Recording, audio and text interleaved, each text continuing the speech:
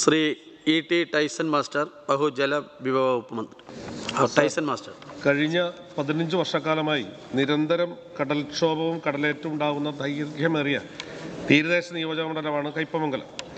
രൂക്ഷമായ കടലാക്രമണം മൂലം ഒരായുസിൻ്റെ മുഴുവൻ വിയർപ്പ് ഉപയോഗിച്ച് പടുത്തുയർത്തിയ നൂറുകണക്കിന് വീടുകൾ തകർന്നതും ജീവനോപാധികൾ നശിച്ചതും തീരശോഷണം സംഭവിച്ച് സ്ഥലം നഷ്ടപ്പെട്ടതുമായ അതിദയനീയമായ വിവരങ്ങൾ കഴിഞ്ഞ സർക്കാരിൻ്റെ കാലത്തും ഈ സർക്കാരിൻ്റെ കാലത്തും ഒട്ടനവധി കത്തുകൾ മുഖേനയും നേരിട്ടും വകുപ്പ് മന്ത്രിക്കും ഉദ്യോഗസ്ഥർക്കുമെല്ലാം നൽകിയിട്ടുണ്ട്. ഇതിനാവശ്യമായിട്ടുള്ള യോഗങ്ങളും അന്ന് കൂടിയിട്ടുണ്ട്.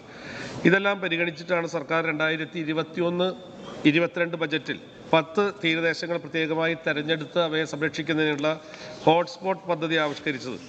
അതിൽ കയ്പമംഗലത്തെ ഉൾപ്പെടുത്തിയത് വലിയ സന്തോഷത്തോടു കൂടിയാണ് ഞങ്ങളെല്ലാവരും സ്വീകരിച്ചത്. 2022-23 വാർഷിക ബഡ്ജറ്റിൽ നമ്മുടെ സംസ്ഥാനത്തിൻ്റെ തീരസംരക്ഷണത്തിനായി 100 കോടി രൂപ നീക്കിവെച്ച് പദ്ധതി വേഗത്തിൽ തുടങ്ങുമെന്നും അറിയിച്ചിരുന്നു. എറിയാട് എടവിലങ്ങ് ഗ്രാമപഞ്ചായത്ത് പ്രദേശങ്ങളിൽ ഹോട്ട്സ്പോട്ട് ഉൾപ്പെടുത്തിയതിൻ്റെ ഭാഗമായി ഏത് തരത്തിലുള്ള സംരക്ഷണ മാർഗമാണ് കടലോരത്ത് ഒരുക്കേണ്ടത് എന്ന് സംബന്ധിച്ച് കേന്ദ്ര ഏജൻസിയായ NCCR പൂനെയിൽ നിന്നുള്ള സംഘം പഠനം നടത്തി. എന്നാൽ അതിനുശേഷം NCCRൻ്റെ പഠന റിപ്പോർട്ടിന് ശേഷമുള്ള ഡിസൈൻ തയ്യാറാക്കി, എസ്റ്റിമേറ്റ് ഉണ്ടാക്കി, ടെൻഡർ ക്ഷണിച്ച് നിർമ്മാണ പ്രവർത്തികൾ ആരംഭിക്കാൻ വേണ്ട അത് ഇതുവരെയും ആയിട്ടില്ല എന്നുള്ളതാണ് ഏറ്റവും പ്രധാനപ്പെട്ട വിഷയം. അത് ആരംഭിക്കാൻ വേണ്ട ശക്തമായ ഇടപെടൽ ബഹുമാനപ്പെട്ട ജലവിഭവ വകുപ്പ് മന്ത്രിയുടെ ഭാഗത്തുണ്ടാകണം. അല്ലെങ്കിൽ ഈ ജൂൺ മാസമൊക്കെ ആകുമ്പോഴേക്കും ഈ കടലാക്രമണം ഉണ്ടാകുന്ന സമയത്തുണ്ടാകുന്ന വലിയ പ്രശ്നങ്ങൾ, പ്രത്യേകിച്ച് പുനർഗേഹം വീടുകളൊക്കെ ബന്ധപ്പെട്ട് അവിടുന്ന് തീരപ്രദേശത്ത് മാറ്റിയപ്പോൾ ആ പ്രദേശമെല്ലാം ഇപ്പോൾ ഒഴിഞ്ഞ് കിടക്കുന്ന സ്ഥിതിയാണ്, കല്ലുകളില്ലാത്ത സ്ഥിതിയാണ്. അപ്പോൾ അതുകൊണ്ട് അല്ലെങ്കിൽ മറ്റു മാർഗങ്ങളില്ലാത്ത സ്ഥിതിയാണ്. ഗൗരവപ്പെട്ട ഒരു മന്ത്രിയുടെ സാന്നിധ്യത്തിലുള്ള ഒരു യോഗം വിളിച്ചു ചേർത്ത് ഇത് പരിഹരിക്കാൻ ഉള്ള ഒരു ഉണ്ടാകണമെന്നാണ് എനിക്ക് ഈ സബ്മിഷനിലൂടെ ആവശ്യം. ബഹുമാനപ്പെട്ട ജലവിഭവ വകുപ്പ് മന്ത്രി. ബഹുമാനായ MLA ശ്രീ ടൈസൺ മാസ്റ്റർ അദ്ദേഹം സൂചിപ്പിച്ച കാര്യങ്ങളെല്ലാം തന്നെ വളരെ അർത്ഥവത്തായ വിഷയങ്ങളാണ്.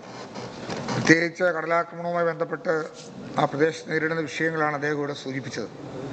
അപ്പോൾ കടൽ തീരത്തുണ്ടായ ഈ വിഷയങ്ങളുടെ അടിസ്ഥാനത്തിൽ ഹോട്ട്സ്പോട്ടുകൾ നിശ്ചയിച്ച സന്ദർഭത്തിലും അദ്ദേഹം ഉന്നയിക്കപ്പെട്ട പ്രദേശങ്ങളിൽ ഹോട്ട്സ്പോട്ട് ഏരിയയാക്കി ആ പ്രശ്നം പരിഹരിക്കുന്നതിനുള്ള ശ്രദ്ധ ചെലുത്തിയിട്ടുണ്ട്.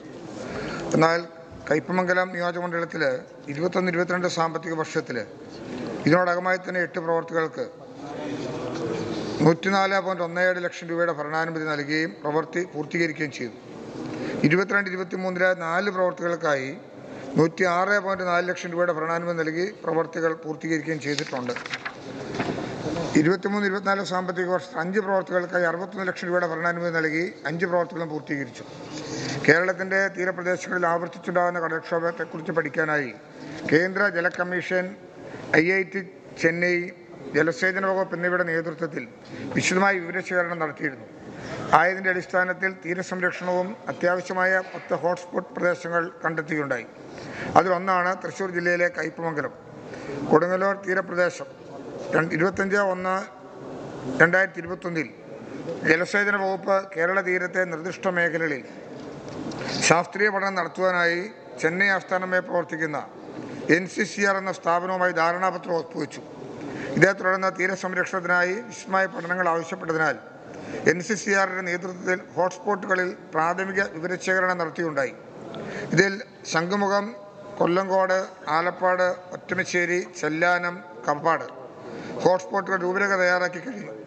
തുടർന്ന് NCCR കയ്പമംഗലം ഉൾപ്പെടെയുള്ള ബാക്കിയുള്ള 4 ഹോട്ട്സ്പോട്ടുകൾക്ക് പൊന്നാനി, തലശ്ശേരി, കൊടുങ്ങല്ലൂർ, വലിയ പറമ്പ് കരട് രൂപരേഖ തയ്യാറാക്കിയെങ്കിലും ജലസേചന വകുപ്പ് ചില സാങ്കേതിക മാറ്റങ്ങൾ മുന്നോട്ട് വയ്ക്കുകയുണ്ടായി. അതിൻ്റെ അടിസ്ഥാനത്തിൽ NCCR വിദഗ്ധർ 4 ഹോട്ട്സ്പോട്ടുകളിൽ സ്ഥലപരിശോധന നടത്തുകയും അവയുടെ രൂപരേഖ തയ്യാറാക്കുന്നതിന് അധിക വിവരങ്ങൾ ആവശ്യപ്പെടുകയും ചെയ്തു. യുദ്ധകാല അടിസ്ഥാനത്തിൽ പ്രവൃത്തി പൂർത്തീകരിക്കാൻ കഴിയും. അടിയന്തര പ്രാധാന്യം കണക്കിലെടുത്ത് NCCR പ്രതിനിധികളെ തിരുവനന്തപുരത്ത് ക്ഷണിച്ച് വരുത്തി സർക്കാർ തലത്തിൽ 31/1/24 ചർച്ച നടത്തി. ഡിസൈൻ എത്രയും വേഗം ലഭ്യമാക്കുന്നതിന് ആവശ്യപ്പെട്ടിട്ടുണ്ട്. ഇവിടെ ടൈസൺ മാസ്റ്റർ സൂചിപ്പിച്ചതുപോലെ അവരെ ഇവിടെ വിളിച്ച് ഇതിൻ്റെ ഗൗരവം പൂർണ്ണമായി മനസ്സിലാക്കിക്കൊണ്ട് മുന്നോട്ട് പോകാനാണ് തീരുമാനിച്ചിട്ടുള്ളത്. അടിയന്തരമായി MLAയും കൂടെ ഉൾപ്പെടുന്ന നിലയിൽ ഇതിൻ്റെ അവസാനഘട്ട തീരുമാനം എടുക്കുന്നതിന് മുമ്പായി ഒരു മീറ്റിംഗ് കൂടെ വിളിച്ചു ചേർത്ത് ഗൗരവപൂർവ്വമായി കണ്ട് അടിയന്തരമായി ഈ കാര്യം ചെയ്യുന്നതിന് പരിപൂർണമായ ശ്രദ്ധ ഗവൺമെൻറ് ചെലുത്തും. യെസ്.